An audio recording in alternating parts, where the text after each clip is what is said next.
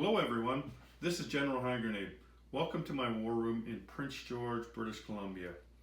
Well, we started our series last week and actually it was just only a couple of days ago. We actually had some more time this week, so we thought we would not wait a whole week this time, because you never know, we might be busy next week or something, and you know, it's not like programming on TV. We can do it whenever the hell we want, right?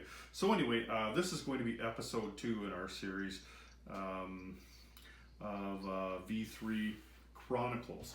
And the purpose of this series is just, we thought it might be interesting, or we thought you might think it was interesting to see a little bit about what goes on behind the scenes as far as developing this Global War series. And in particular, with this set of videos is how it's going on in behind the scenes of Global War 1936, the World War II version of the game. Anyway, so my friend Morton is back. How you doing, Morton? Hello, Brian. I'm doing great, thanks. And you? I'm functioning within acceptable parameters. Good to hear. Yeah. Anyway, so this episode we're just going to concentrate solely on the monetary aspects of the game, because I think, myself anyway, that the biggest change in version 3 has been the monetary aspects. Now, when we met Morton down in Tulsa, it must have been a year and a half ago now, the biggest thing that I had on my mind when I went to Tulsa was, I've got to find some way to convince these guys to lower the cost or do something. Because here I've spent all kinds of money on all these pieces, and most of them are never going to see the light of day, because it just seemed like the incomes did not match the cost of the pieces, and like, I was never going to be able to build a heavy battleship, for instance, and so what would be the point in even buying one, right? Anyway, so that was my biggest pet peeve for the game, is how do we get some more money in the game? And an easy thing for me, not being a game designer, was, hey, let's just up the incomes, right? But it didn't work out that way. You actually had a lot better ideas than that. And I think probably the most interesting one, and perhaps the biggest change, was the build queue. There's a 3-stage build queue instead of a 4-stage build queue. So here I'm just showing, that's the old one there, version 2, the 4-stage build queue. And over here is the 3-stage build queue. So why don't you talk about that, Morton? Tell us about the build queue itself and how that came about.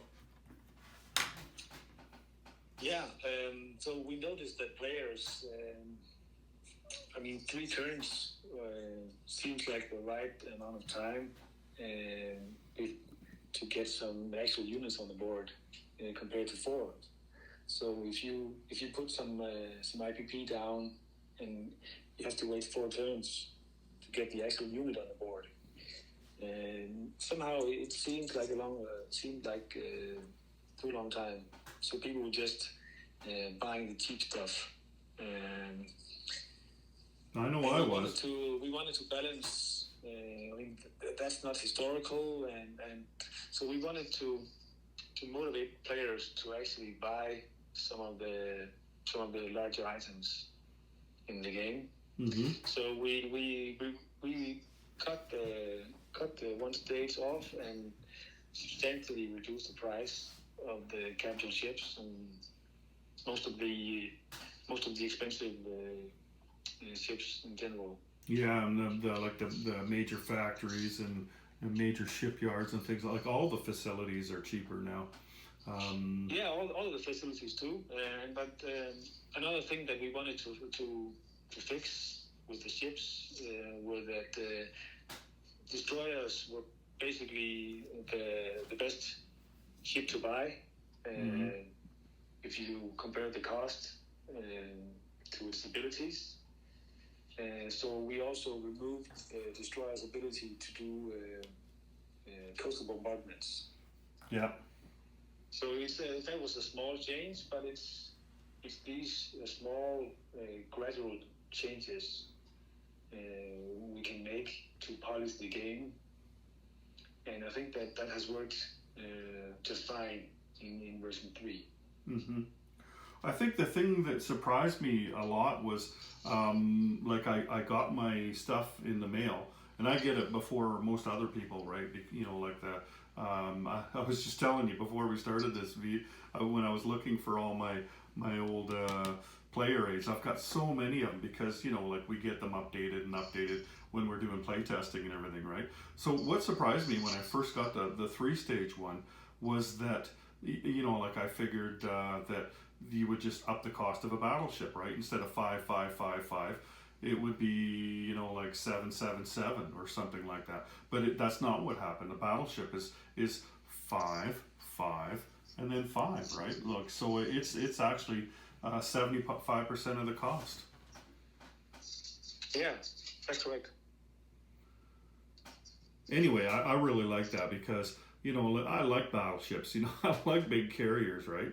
Playing with that kind of stuff just it excites me more than just throwing down like 10 destroyers on the board. I'd rather have a couple of destroyers and a couple of battleships, and to me it's just more interesting. So having the big ships be something that I can afford was really something that I appreciated, that's for sure. I think that most people they like the big guns, so also a lot of people they have they're very fond of heavy armor, and so I mean it's just natural that they should be available in the game at a reasonable cost. Yeah, and also in the games that I had played, I noticed that the facilities weren't getting built at all. Like if nobody was going to build a new shipyard, especially a major shipyard. It was going to take you 4 turns to do it, and it was just going to be a huge cost. And by the time you were done, whatever you thought about doing for 4 turns ago, like that might have been yesterday in real time. You know what I mean? When you're playing a 2-day game, why did I want that shipyard? Because things on the board have changed by the time it's finished building. So having them built faster and cheaper, like that actually means that maybe I will build a shipyard or upgrade one. I've noticed the same thing, and so I mean people never bought any facilities at all, and when I look at a game and no one is doing something, so why is this thing never being used at all? Is it because it's broken? Because if it's broken, then it should be fixed. Yes. And if it's not, if it shouldn't be fixed, why not remove it from the game? Because if you can remove something from the game that is not being used, you simplify the game and you make room for adding other stuff in. So, for example, some of the facilities were changed, and we will talk about that in later videos. But now I see that people are actually buying air bases, buying coastal artillery. Yeah. So, I mean, some of the stuff with the narrow straits, really, or the level crossing, it really opens up the game to build coastal artillery. Yeah. And for I can't remember how long prior to version 3, no one was ever considering buying a coastal artillery. Yeah, I just had a comment from a guy that just started playing the game recently. He texted me a question. He said, "Why would anybody ever buy coastal artillery?" So I started listing off the reason. He goes, "Oh, okay." Version 2, there wasn't much of a reason for the cost. That's for sure. Yeah. So I mean, now people are buying facilities. So that really pleases me. So that has shown that the change we made was actually a good one. Yeah, and there's no point in having all these different pieces, all these different kinds of bases, and coastal artillery and railroads if nobody's ever building them or upgrading them, or there's just no point, right? Yeah, precisely. I mean, if you look at Africa, it's a good example. So I mean, the UK really has a good reason to build some railroad to connect Egypt to South Africa. Yeah. And with the new reduced price of railroad, it's actually feasible to do so. Yeah, I'm just looking at it now there. So you would only have to build 1, 2 links to get from South Africa up to Egypt, 2 rail links, and that's it, right? Precisely, yeah. So I mean, every time you open up the game and to this new opportunities becomes available to players, and you can even connect India via rail to the Middle East if you want to. Yeah, that's if the Russian player's not being. It opens up the game and brings opportunities, and at the end of the day, the game becomes more fun to play. Yeah. Yeah, you would need, let me see, over here you would need a link from southern Iran to Iraq, and from Iraq to Transjordan, and you would have a link all the way from South Africa over to India. But that's assuming that the Russian player is not going to be a dick and take southern Iran from you. It's been my experience that usually happens, that the Russians go down and take Iran from me. But like it actually helps if all they do is take the northern part of Iran, because then that turns southern Iran into a German spot, right? And then you don't have to pay a penalty as the Allies to go and take that. So that could work out as long as the Russian player isn't being too much of a dick. Well, the role of the Russian players, I think we should save that for another video. But overall, he's supposed to be a dick. Yep. So but not too much, that's because that's the communist way of playing global war. Yeah, that's what I like about this game being a 3-sided game. So anyway, there's also like another change that was made, was the way that we repair capital ships. I really didn't like the way it was before. Myself, I like a certainty. You know what I mean? I want to know what the cost of something is before I go into a battle. Like I'm in a battle, I want to know, should I take off a destroyer? Should I take a hit to my battleship? Like I want to know in my mind what would be a better way to calculate that. And before, you had to roll the dice, and like you could pay 1 or you could pay 12. That's way too much. I mean, that's more than the income of half the nations on the board, the difference in those 2 numbers.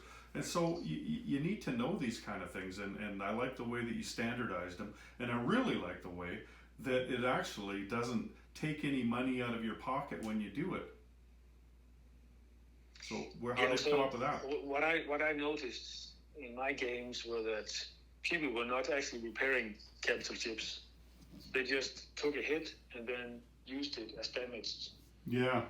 And so they never bothered to repair it. So that really bothered me, and I wanted to fix that. Yeah. And then there was the issue with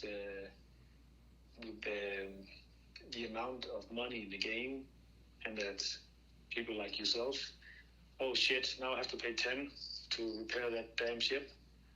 And so by implementing the free repair, we actually solved those issues. Yeah, but and you can say that, I mean, it does take 1 full turn to repair a ship.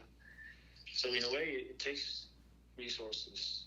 Yes, and not only that, but it takes a slot at either your major shipyard or a slot at your dockyards to do that. And there's not many dockyards on the board. Like, it's more common that you would have a shipyard.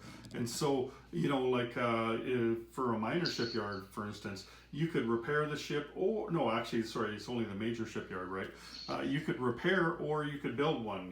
It's up to you. You still had to make a choice, but at least you did have a choice, and it wasn't going to break the bank. That's what I really liked. Yeah, and perhaps you would even be motivated to perhaps build an extra dockyard somewhere. Exactly, yeah. Actually, the last game I played, the American player, I believe it was, upgraded a dockyard from a minor to a major, just so that he could repair all his capital ships on the other side of the Pacific, right? It was actually a really good move for him. Yeah. And another thing you did was the technology. Now, not just, we're not going to talk about the technologies today, but as far as the money aspect of it goes, you don't have to make a choice now. Like you don't pay $2 a dice and roll, and so the nations that have all kinds of money can afford to do the technology rolling. Like everybody gets a chance to do the rolling, and it just depends on how many factories they want to purchase or how many factories that they own, right? So now you get a dice for every factory that you have. Like here at the start of the game, Germany, I'm just showing Germany, they've got 3 major factories, right? So they get 3 dice, and then Germany gets an extra roll like they did in version 2. So Germany, I'm showing the technology chart here, Germany gets 4 dice just the way the game starts, unless one of their factories are damaged. So how did that come about? Well, I actually wanted to solve some other things, and that's not obvious. But there was an issue with people who were not buying more factories, more major factories. It was as if they had enough capacity, usually, most of the time. So I wanted to motivate players to actually buy more or upgrade factories. Another thing that was an issue was that usually people didn't do much strategic bombing. So if they bought strategic bombers, they usually used them for either carpet bombing or usually carpet bombing. Yeah, that's all I ever used mine for. Airborne assaults as well. So it was as if strategic bombing was not worth it. Yeah, that's the way I felt. I wanted to solve that, and so the technology aspect of things actually became the vehicle for this. So in a way, we solved all 3 issues, because the issue that you mentioned with the money was actually also an issue. So people were not they were not happy that they should choose between technology or actual units. So in a way, the technology change actually solves all 3 issues, and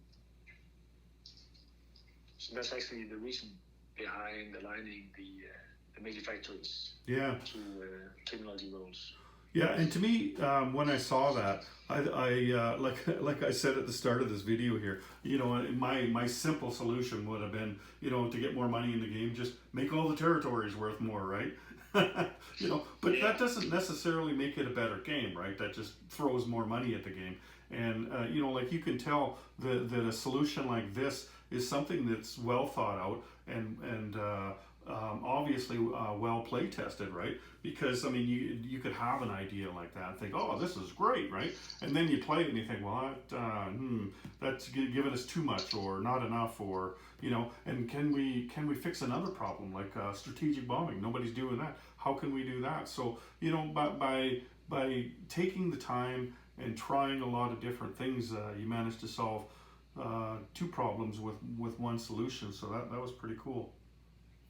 Yeah, and we tested several different things. So we tested that. Well, let's give medium factories 1 technology role and major factories 2 roles. But that totally blew everything out of the water. Yeah, that's a lot of technology. Yeah. So we did test several different variations on this, but at the end we came up with the current solution, and I think it's actually one of my favorite things about the V3 changes on the technology. I really think that's an improvement. Yeah, we're going to do a whole video later on the technology and the ones that were changed and why that. But I really like the ones that were changed. Some of them were just slightly adjusted, right? Because they didn't have much of a use in the game. Anyway, another thing that has changed in the monastery aspect of the game is, some people might think that that's it's no big deal or whatever, but that you standardized how much units cost. Like I remember before transports, for instance, some nations had transports that were 7, and some nations had transports that were 8. And so when somebody asked me, "Hey, how much for my transports?" Well, who are you playing? Well, I'm gonna have to look at your chart because mine costs 7, but I don't know how much yours cost, right?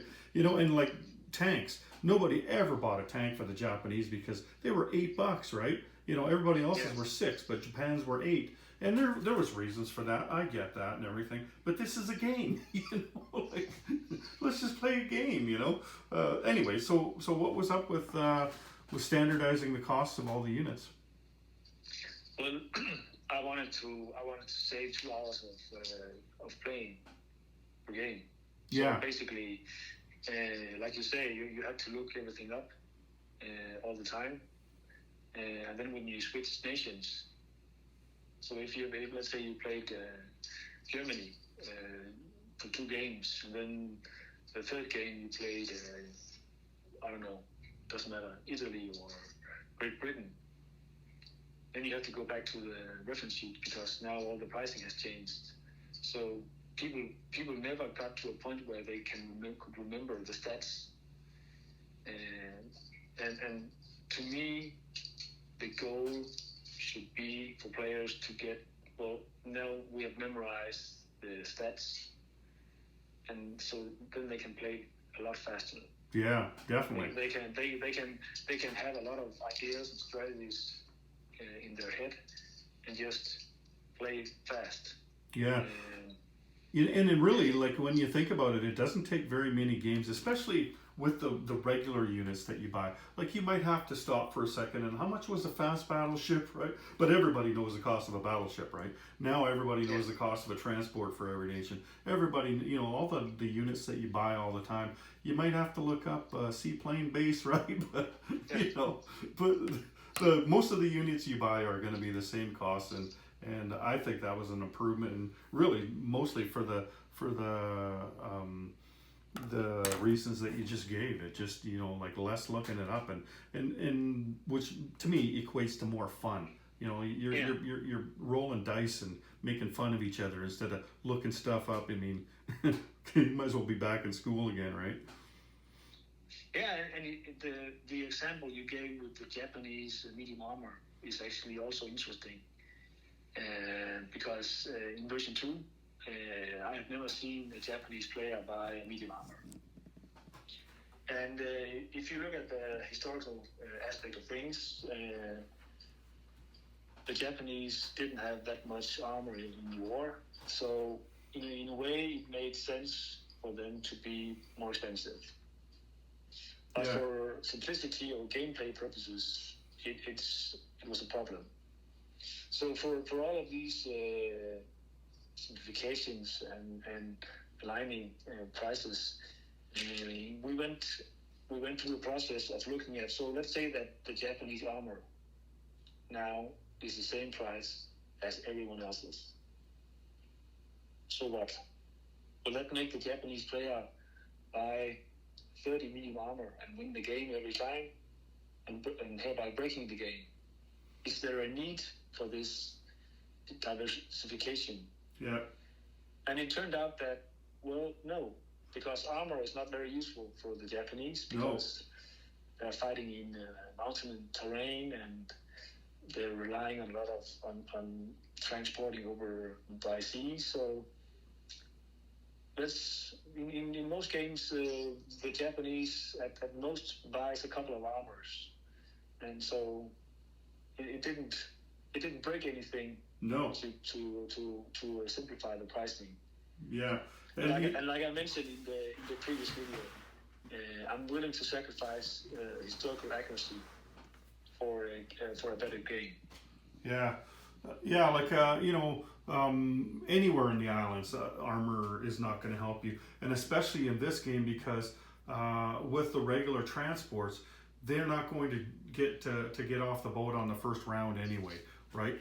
But the other thing is that one of my pet peeves in any game is the fact that like you'd put some Russian pieces down on the coast there, and then just waltz all the way across to Moscow, right? And if you could just put tanks down and do that, it would only take you a few turns. But here, like you said, it's just not that useful for mountain territory, mountain territory, mountain territory, mountain territory, mountain territory. Like you could walk just as fast with you dudes. Sure, you get in the middle here, and there's a couple places that you could go 2 spaces, but then another mountain over here. So like it wasn't going to change that. In China, some of them are mountains, some of them are not. But if you need to go 2 spaces, it's not very often that going 2 spaces in China is going to help you, right? Yeah, precisely. Yeah. So another thing here, you asked me to put down a whole bunch of ships on the board here, a bunch of destroyers and a bunch of ships opposing them. So what did you want to say about that? Well, that was actually just to illustrate our first topic about the big ships and people buying destroyers, because that was the best unit for the buck. Yeah. I've seen a lot of games where people just bought 30 or 40 destroyers. Yeah, that's pretty boring. Just kill everything in their path. And so again, that was also part of why we reduced the pricing for the big ships, so that they're now more competitive. Yeah. I just want to grab something here. So one of the things that I noticed is that you changed the terminology. The very first thing on the player reference sheets, I'll just show the viewers here, the player reference sheets here. So you'll notice here, on the German reference sheet, it says total value of land zones. But on the old one, it said wartime income. So why the change there? Well, it was also to simplify the rules a bit.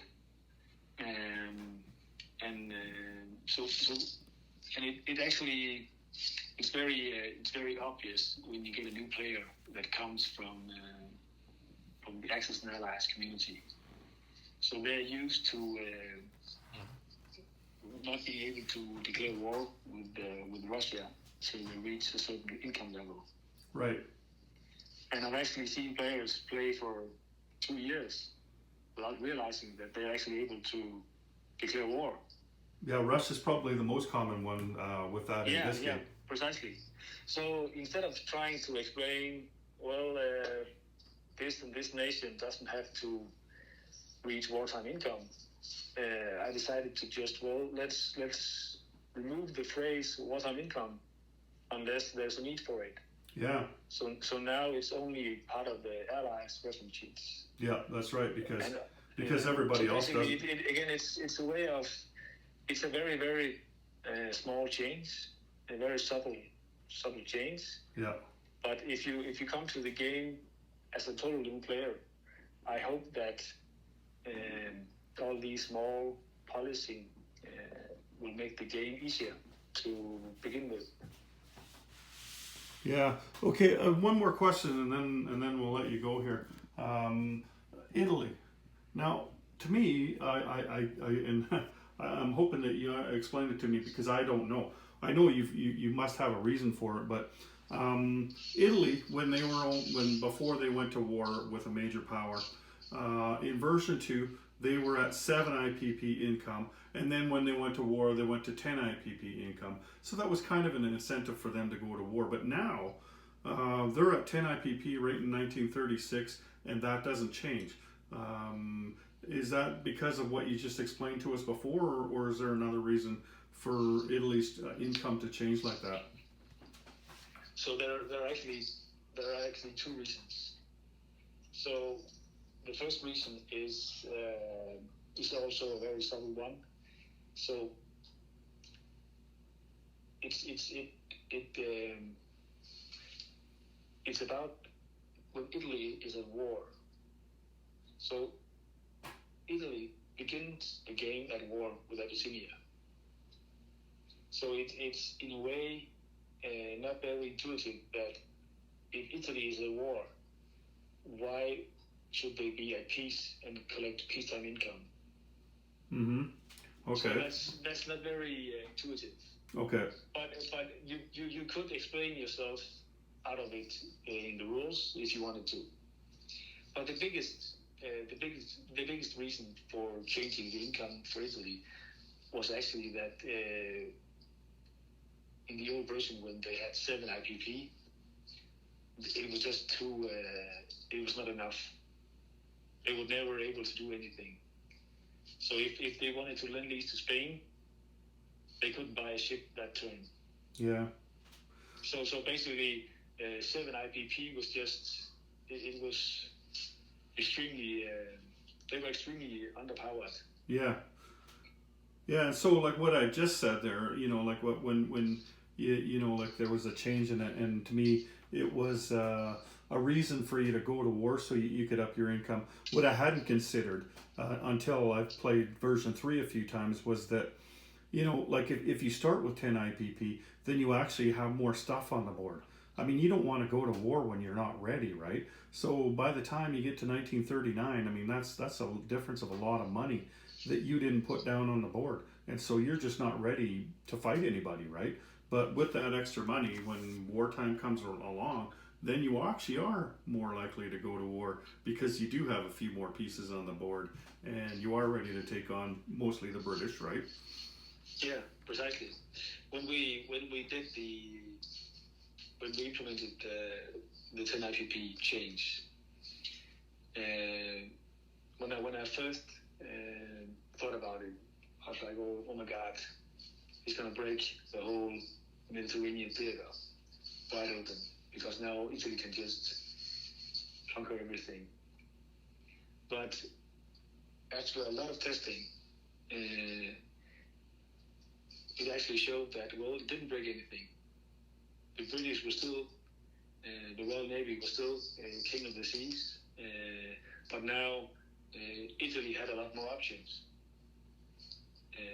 So but it took 5 or 8 games to actually reach the conclusion that it didn't break anything.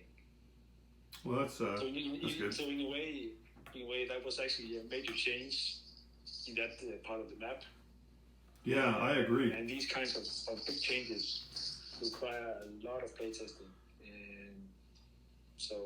But I think it turned out all right, and so I haven't seen any fallback or any problems arise from the income change. Yeah. To me, it makes Italy more of a self-sufficient country now. They're actually a player in the game. Like if we had a bunch of people playing the game, and I got to play Italy, I wouldn't feel so bad now as I would before because there's more I can do in the game. There's more options available to me because I do have more money. And the big thing is I had more money before the war began and could set myself up better by the time the war started. And so, you can actually accomplish something, right? It's not they're not just Germany's sidekick. They're a smaller country for sure, but they're actually a country that can actually get something done in this game. More so, I think, than in Axis and Allies, where they are very much Germany's little brother. Yeah, I agree totally. Anyway, so that's all I've got. Is there anything else that you would like to bring up before we wrap this video up? No, I think we covered most of the monetary stuff. Well, except for the $10 you owe me. Don't you remember? Well, we have to see about that the next time. Okay. Yeah, I don't remember the $10 either, but I thought I'd give it a try. Maybe I did lend you $10 and I forgot. Yeah, who knows? Yeah. By the way, I did ship your stuff off today. I did make it to the whatchamacallit, the post office, so your stuff got mailed today. Oh, great. I look forward to it. Yeah, I'll look forward to finding out when it gets there. So let me know when it does because I'm curious of how long it takes something to get to Denmark. Anyway. I will. Anyway, so we're just going to say goodbye to everybody here. So thanks for joining us for episode 2. And do you remember what we were going to do on episode 3? I can't remember. I can't remember. There's a lot of topics, so they'll figure it out when we do. yeah. Anyway, so thanks for joining me and Morton. This is General Hand Grenade. Take care, everyone.